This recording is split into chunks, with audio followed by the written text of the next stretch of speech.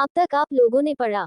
आरती जी की बात सुनकर जानवी और नैना, जो कि वहीं पर आरती जी के पास ही बैठी हुई थी, वह अपना मुंह बंद करके अंदर ही अंदर मुस्कुरा रही थी और अपने आप से ही बोल रही थी, हमें अच्छे से पता है कि अर्जुन भैया शुभांगी भाभी को क्या सजा दे रहे हैं। अब आगे। सुबह की पहली किरण जब नंदिनी के चेहरे पर गिरती है तो उन कसमसा कर नंदिनी की आंखें धीरे धीरे करके खुल जाती है। नंदिनी पेट के बल सोई हुई थी, क्योंकि नंदिनी की कमर में चोट लगी थी। इसीलिए डॉक्टर ने नंदिनी को पेट के बल पर सोआया था। जब नंदिनी उठने की कोशिश करते हैं तो नंदिनी को महसूस होता है कि इस वक्त नंदिनी ने अपनी अपर बॉडी पर भी नहीं पहन रखा है। नंदिनी जल्दी से ब्लैंकेट से अपने आप को कवर करती है और जैसे ही नंदिनी बैठती है तो उसकी कमर में बहुत दर्द होता है और नंदिनी के मुंह से आह निकल जाती है। तभी नंदिनी को एक भारी और सर्द आवाज सुनाई देती है। If you shake a lot, the stitches will open again. ज्यादा हीलोगी तो टांके फिर से खुल जाएंगे। अद्वैत की आवाज सुनकर नंदिनी और भी ज्यादा डर जाती है और ब्लैंकेट से खुद को कवर करने लगती है। अद्वैत नंदिनी की सिचुएशन को समझते हुए बोलता है, जस्ट रिलैक्स। इतना बोलकर अद्वैत नंदिनी के पास आता है और नंदिनी को ब्लैंकेट सहित अपनी गोद में उठा लेता है और फिर वॉशरूम की तरफ जाने लगता है। गिरने के डर से नंदिनी अद्वैत के गले में अपनी बाहें डाल देती है और बहुत ही हैरानी से अद्वैत को देखने लगती है।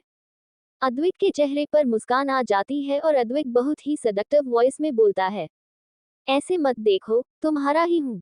अद्वैत की बात सुनकर नंदिनी अपने साइंस में आती है और जब नंदिनी यह रिलायंस करती है कि अभी थोड़ी देर पहले नंदिनी अद्वैत को घूर रही थी या यूं कहें कि अपनी नजरों से उसे ताड़ रही थी, तो नंदिनी अपनी ही हरकत एम्बैरस हो जाती है। लेकिन फिर नंदिनी को अद्वैत की बात याद आती है जब अद्वैत ने कहा था कि मैं तुम्हारा ही हूँ। इसका क्या मतलब है? नंदिनी इससे पहले कुछ कहती अद्वैत नंदिनी को वॉशरूम में खड़ा कर देता है और बोलता है, जल्दी से फ्रेश होकर बाहर आओ। और इतना बोलकर अद्वैत वॉशरूम से बाहर निकल जाता है। थोड़ी देर में नंदिनी फ्रेश होकर बाहर आती है और अब नंदिनी ने एक बाथरोब पहन लिया था। नंदिनी जब बाहर आती है तो बेड पर एक मैक्सी नी लेंथ की ड्रेस रखे हुए थे। नंदिनी कपड़े पहनकर कमरे से बाहर आती है तो देखती है कि हवेली बहुत ही बड़ी और बहुत ही खूबसूरत थी। नंदिनी हवेली देख ही रही थी कि तभी नंदिनी को फील होता है कि कोई उसके पीछे खड़ा है। नंदिनी पीछे पलटकर देखती है तो पीछे अद्वैत खड़ा था। नंदिनी अद्वैत को देखकर पहले तो थोड़ा डर जाती है, लेकिन जब अद्वैत पर उसकी नजर जाती है, नंदिनी थोड़ी रिलैक्स हो जाती है और नंदिनी अद्वैत से पूछती है, वो मेरी बहन नित्या, वो कहाँ है? अद्वैत उसे सीधे सपाट लहजे में बोलता है, तुम्हारी बहन ठीक है और वो दूसरे कमरे में आराम कर रही है। तुम चलो नाश्ता करो चलकर। नंदिनी अभी अद्वैत से कोई भी ज्यादा सवाल जवाब नहीं करना चाहती थी, क्योंकि नंदिनी के दिमाग में कुछ और ही चल रहा था। इसीलिए नंदिनी बस चुपचाप अद्वैत की सारी बातें मान रही थी। अद्वैत के कहने पर नंदिनी नीचे डाइनिंग हॉल में आ जाती है और अद्वैत उसके साथ ही बैठ जाता है। अद्वैत नंदिनी को खाना सर्च करने के लिए सर्वेंट को बोलता है तो सर्वेंट नंदिनी को खाना सर्व कर देते हैं। अद्वैत नंदिनी को बोलता है, खाना खाओ, फिर उसके बाद तुम्हें दवाई भी खानी है। खाने को देखकर तो नंदिनी का मुंह बन जाता है, लेकिन नंदिनी फिर भी अपने आप को शांत करते हुए चुपचाप खाना खा लेती है। खाना खाने के बाद नंदिनी अद्वैत से बोलती है, क्या मैं अपनी बहन से मिल सकती हूँ? अद्वैत एक नज़र नंदिनी को देखता है और फिर एक सर्वेंट को बोलता है, मैडम को शिवाय के कमरे में ले जाओ।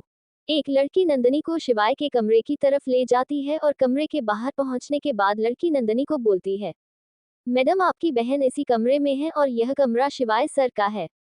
हमें अद्वैत सर या फिर शिवाय सर के कमरे में जाने की इजाजत नहीं है, तो आप अब खुद से ही अंदर जा सकते हैं। नंदिनी पहले तो 2 बार दरवाजा खटखटा आती है, लेकिन अंदर से कोई आवाज नहीं आती। तब नंदिनी धीरे से दरवाजा खोलती है तो दरवाजा खुल जाता है। नंदिनी धीरे कदमों से अंदर आती है तो देखती है कि नित्या बहुत ही आराम से बेड पर सोई हुई थी। अपनी बहन को इतने टाइम बाद सुकून से सोते हुए देखकर नंदिनी के दिल में भी जैसे सुकून उतर जाता है। फिर नंदिनी नित्या के पास जाकर बेड पर एक साइड में बैठ जाते हैं और बहुत ही प्यार से नित्या के सर पर हाथ फेरती है और फिर नित्या को उठाने की कोशिश करते हुए नंदिनी बोलती है, नित्या नित्या उठो, देखो सुबह हो गई है, नित्या उठो ना। नित्या नींद में हाई कसम साते हुए बोलती है, दी सोने दो ना, मैं बहुत ज्यादा थक गई हूँ, मुझे नींद आ रही है, प्लीज दी सोने दो। नंदिनी धीरे से नित्या के कान में कुछ बोलती है और नित्या झट से अपनी आंखें खोल देती है। नंदिनी आराम से नित्य को उठाते हैं, लेकिन नित्या नंदिनी का सहारा लेने से मना कर देती है क्योंकि नंदिनी को भी पहले ही काफी चोट लगी हुई थी और गोली लगने की वजह से तो नंदिनी और भी ज्यादा कमजोर हो गई थी।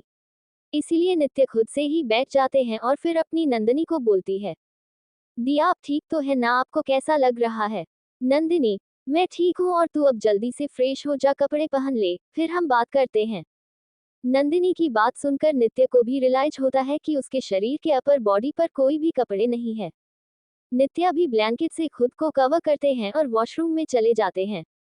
थोड़ी ही देर में नित्य फ्रेश होकर बाहर आती है और फिर नित्य नंदिनी को बोलती है, दी आपको कोई आइडिया है कि यह लोग कौन हैं? क्या ये हमारे दुश्मन हैं? क्या ये भी हमारे चाचा जी से मिले हुए हैं या फिर उनसे अलग हैं क्योंकि यह हमारी मदद भी कर रहे हैं? तभी नंदिनी बोलती है, मुझे भी नहीं पता कि यह लोग कौन हैं, लेकिन मैं बस इतना समझती हूँ कि जब तक हम ठीक नहीं हो जाते, ये लोग हमारे साथ कुछ नहीं करेंगे, क्योंकि अगर इन्हें हमारे साथ कुछ करना होता तो अब तक कर चुके होते। लेकिन शायद ये हमारे ठीक होने का इंतजार कर रहे हैं और ठीक हो जाने के बाद ये लोग हमारे साथ क्या करेंगे, मुझे नहीं पता। इसीलिए हमें यहाँ से जल्द निकलना होगा। नित्या कुछ सोचते हुए अपने गाल पर एक उंगली से टप करती है और फिर एकदम से नंदिनी को बोलती है, इसका मतलब कि हमारे पास कुछ दिनों का टाइम है, तो क्यों ना तब तक हम हवेली देखें।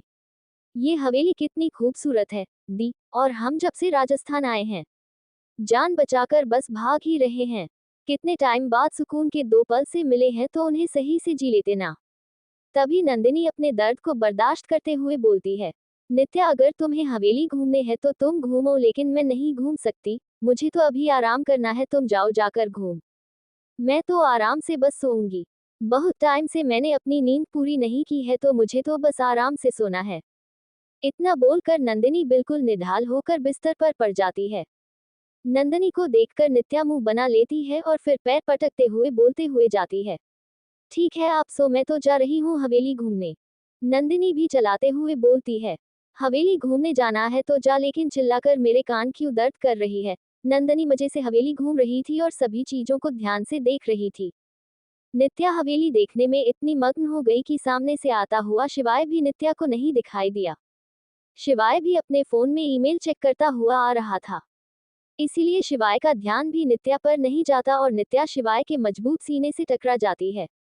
नित्या अपनी नाक को सहलते हुए बोलती है, ये बीच रास्ते में दीवार किस बेवकूफ ने बनाई है।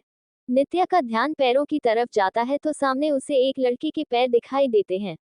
नित्या गुस्से में भड़कते हुए बोलती है, बेवकूफ इंसान, तुम्हें इतनी खूबसूरत लड़की दिखाई नहीं दी, अंधे हो गए हो क्या? नित्या अपनी नाक को पकड़कर ऊपर देखती है तो नित्या की सांसें ही अटक जाती है। शिवाय अपनी नीली आंखों से गुस्से में नित्या को घूर रहा था। नित्या अपने चेहरे पर झूठी मुस्कान लाते हुए और एक नकली हंसी के साथ बोलती है, माफ करना, वो आप तो देखकर ही चल रहे थे, मैं ही देखकर नहीं चल रही थी और आपसे टकरा गई। शिवाय अपनी सर्द आवाज में बोलता है, तुम यहाँ क्या कर रही हो? शिवाय की आवाज सुनकर नित्य डर जाती है और नित्य डरते हुए बोलती है, मैं तो बस हवेली देख रही थी, लेकिन आप चिंता मत करिए, मैंने किसी भी चीज को हाथ नहीं लगाया है, कुछ भी नहीं छुआ आपकी हवेली का। नित्या की बात सुनकर शिवाय अपनी आईब्रो सिकुड़कर बोलता है, मैंने तुमसे पूछा कि तुम यहाँ क्या कर रही हो, तुम्हें इस वक्त आराम करना चाहिए। हालत देखी है अपनी, और तुम आराम करने की वजह यहाँ घूम रही हो। नित्या सवालिया नजरों से हैरान होते हुए शिवाय से पूछती है, तो आप इसलिए नाराज नहीं है कि मैं हवेली में घूम रही थी, या फिर मैंने किसी चीज को छुआ तो नहीं? शिवाय इरिटेट होते हुए नित्य को अपनी गोद में उठा लेता है और अपने कमरे की तरफ बढ़ जाता है। शिवाय के इस तरह अचानक गोद में उठाने से नित्य गिरने के डर से अपने दोनों हाथ शिवाय की गर्दन में लपेट देती है और फिर हैरानी से शिवाय से पूछती है, आप हमें कहाँ लेकर जा रहे हैं? हमें नीचे उतारिए, हम खुद से चल सकते हैं। आप क्या कर रहे हैं? हमें नीचे उतारिए। शिवाय अपनी एरोगेंट वॉइस में, जस्ट शट योर माउथ। शिवाय के इस तरह बोलने से नित्या डर कर चुप हो जाती है और शिवाय नित्या को अपने कमरे में ले जाता है और बेड पर आराम से बैठाते हुए अपने फोन से किसी को कॉल करता है। थोड़ी ही देर में एक मेड खाना लेकर शिवाय के कमरे में आ जाती है। शिवाय मेड से खाना लेकर सोफे पर बैठ जाता है और खाने की प्लेट को सोफे के सामने रखी टेबल पर रख देता है और फिर नित्या के पास आकर नित्या का हाथ पकड़कर उसे उठाता है और सोफे पर ले जाकर बैठा देता है और फिर अपने हाथों से नित्या को खाना खिलाने लगता है। शिवाय की कैर देखकर नित्या का दिल भी दर्द से भर जाता है। बहुत दिनों बाद कोई इतने प्यार से उसे खाना खिला रहा था। खाना खिलाने के बाद शिवाय नित्या को दवाई खिलाता है और फिर नित्या को उठाकर बेड पर लेटा देता है और खुद भी उसे अपनी बाहों में लेकर उसके साथ ही सोने लगता है और यह बात नित्या को बहुत ज्यादा अजीब लग रही थी। वैसे ही शिवाय के करीब आने पर नित्या की दिल की धड़कनें जरूरत से ज्यादा ही बढ़ चुकी थी। नित्या कसमसाकर शिवाय से छूटने की कोशिश करती है तो शिवाय उससे अपनी बाहों में जकड़ते हुए बहुत ही सर्द आवाज में बोलता है, मुझसे दूर जाने की कोशिश करना बंद करो, मेरी बाहों से अब तुम कभी भी आजाद नहीं हो पाओगी। तुम्हें सारी जिंदगी इन्हीं बाहों में रहना है। नित्या अपने भरे गले से बोलती है, मुझे दर्द हो रहा है। नित्या की आवाज में भारीपन महसूस करके शिवाय अपनी पकड़ थोड़ी ढीली कर देता है और नित्या अब इतना ज्यादा डर चुकी थी कि बिल्कुल हिलना बंद कर देती है। थोड़ी ही देर में नित्य को दवाइयों के असर से नींद आ जाती है और ऐसे ही थोड़ी देर बाद शिवाय भी नींद की आगोश में चला जाता है। दूसरी तरफ मुंबई, शुभांगी सोकर उठती है तो उसकी पूरी बॉडी में दर्द हो रहा था। शुभांगी पूरे कमरे में नजर कम आती है, लेकिन उससे अर्जुनल कहीं भी दिखाई नहीं देता। शुभांगी बिस्तर पर लेटे हुए ही अपना सर पकड़ लेती है और फिर गुस्से में बड़बड़ाते हुए बोलती है, यह आदमी खाता क्या है, इसकी एनर्जी हमेशा ऐसी ही बनी रहती है, परेशान कर दिया है, इस उम्र में भी। फिर शुभांगी थोड़ा रोते हुए बोलती है, कहाँ फंस गई मैं, कैसा पति मिला है भगवान जी, अच्छा हमसफर मांगा था, ठरकी पति दे दिया तुमने। फिर शिवांगी बिस्तर से उठती है और वॉशरूम में चली जाती है। राजस्थान, अद्वैत का कमरा। अद्वैत कमरे में आता है तो देखता है कि नंदिनी बेड पर पसीने से तरबतर हो गई है और नींद में ही चिल्ला रही है। अद्वैत जल्दी से नंदिनी के पास आता है और उसे अपने सीने से लगा लेता है और फिर धीरे धीरे उसके सर को सहलते हुए उसे शांत करने की कोशिश करता है और फिर नंदिनी धीरे धीरे शांत हो जाती है। अद्वैत ऐसे ही नंदिनी को अपनी बाहों में लिए लेटा रहता है और खुद से ही बोलता है, जिसकी वजह से तुम नींद में भी डर रही हो, वो मेरी कैद में है। वो तुम्हें छूना तो दूर, नजर उठाकर देख भी नहीं सकता। बहुत जल्द मैं तुम्हारे माइंड से तुम्हारी सारी बुरी यादें मिटा दूंगा। @#@@@@। आज के लिए बस इतना ही, मिलते हैं अगले चैप्टर में और कल के लिए माफी चाहूंगी कि कल मैं आपको चैप्टर नहीं दे पाया और आज का चैप्टर भी बहुत छोटा है।